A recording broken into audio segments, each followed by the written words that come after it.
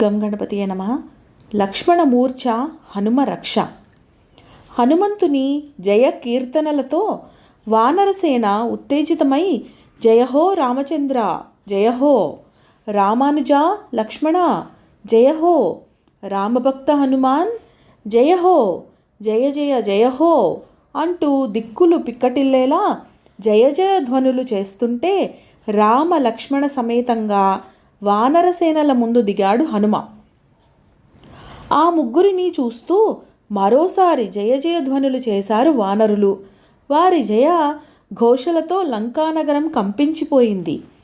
మహిరావణుడు మరణించాడన్నమాట అనుకున్నాడు రావణుడు. మేఘనాథుడి వైపు చూస్తూ, కుమారా, ఈరోజు యుద్ధంలో నువ్వు నిప్పులు చెరగాలి. నా సహోదరుడు మహిరావణుడిని మట్టుపెట్టిన ఆ రామలక్ష్మణులని కనీసం ఆ ఇద్దరిలో ఒక్కరినైనా నువ్వు నేలకూల్చాలి.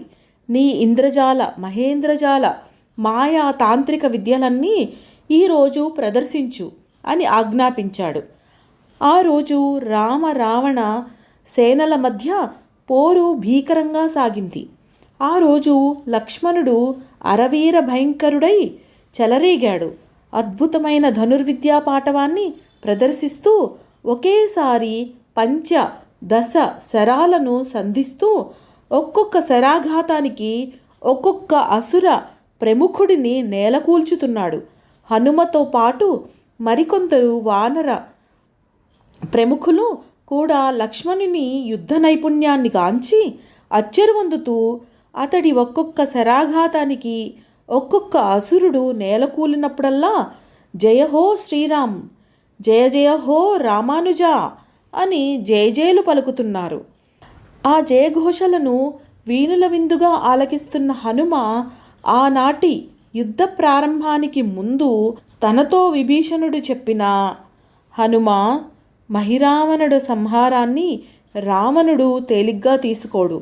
ఈరోజు జరిగే యుద్ధంలో లక్ష్మణుడిని ఒక కంట కనిపెట్టుకుని ఉండు అన్న హెచ్చరిక గుర్తుకు రాగా రామానుజుడి వీర విహారం గురించి తెలియక విభీషణుడు అనవసరంగా భయపడ్డాడు అనుకున్నాడు హనుమ. మరుక్షణం ఒక్కసారిగా ఆకాశంలో కారుమేఘాలు కమ్ముకున్నాయి.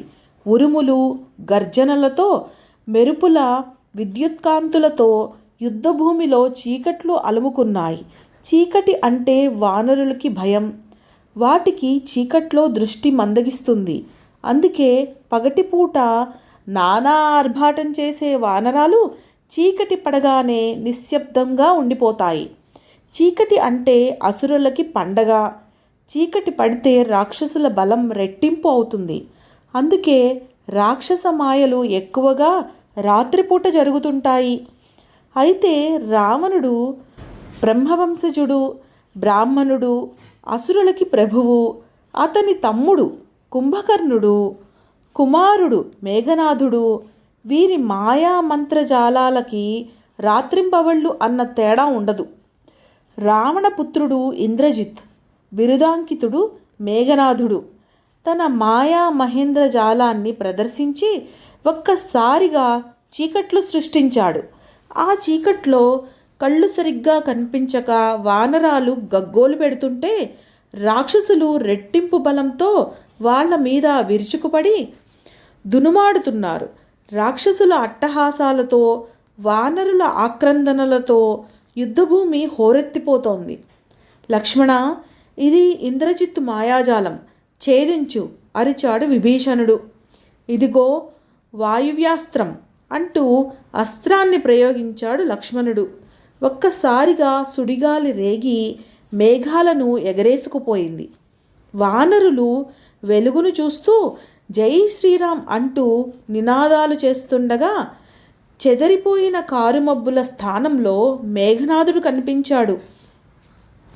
అతడే మేఘనాథుడు, రావణపుత్రుడు అరిచాడు హనుమ బిగ్గరగా. అంతలోనే లక్ష్మణుడు శరాన్ని సంధించి మేఘనాథుడి మీద ప్రయోగించాడు. ఆ శరాఘాతానికి నిరత్తుడైన మేఘనాథుడు క్షణంలో తేరుకుంటూ ముఖాముఖి పోరాటానికి తలబడ్డాడు.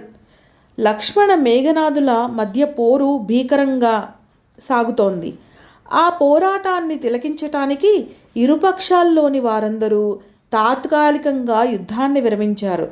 మేఘనాథుడు ఆగ్నేయాస్త్రాన్ని ప్రయోగించాడు. మరుక్షణం ఆకాశంలోంచి నిప్పులు కురవసాగాయి. అది చూసి లక్ష్మణుడు వరుణాస్త్రాన్ని ప్రయోగించాడు. వెంటనే వానజల్లులు కురిసి నిప్పులు ఆరిపోయాయి. శభాష్ లక్ష్మణ అంటున్నాడు హనుమ ఉత్సాహంగా. సరిగ్గా ఆ క్షణంలోనే గరుడాస్త్రాన్ని ప్రయోగించాడు మేఘనాథుడు. ఆదిశేషుడి అంశావతారమైన లక్ష్మణుడు ఆ గరుడాస్త్ర ప్రయోగానికి నిస్తేజుడవుతూ అమ్మా అని ఆక్రందించాడు. చైతన్యాన్ని కోల్పోతూ రామా ఆక్రోశించాడు హనుమ. అచేతనుడైన లక్ష్మణుడిని చేతుల్లో ఒడిసి పట్టుకుంటూ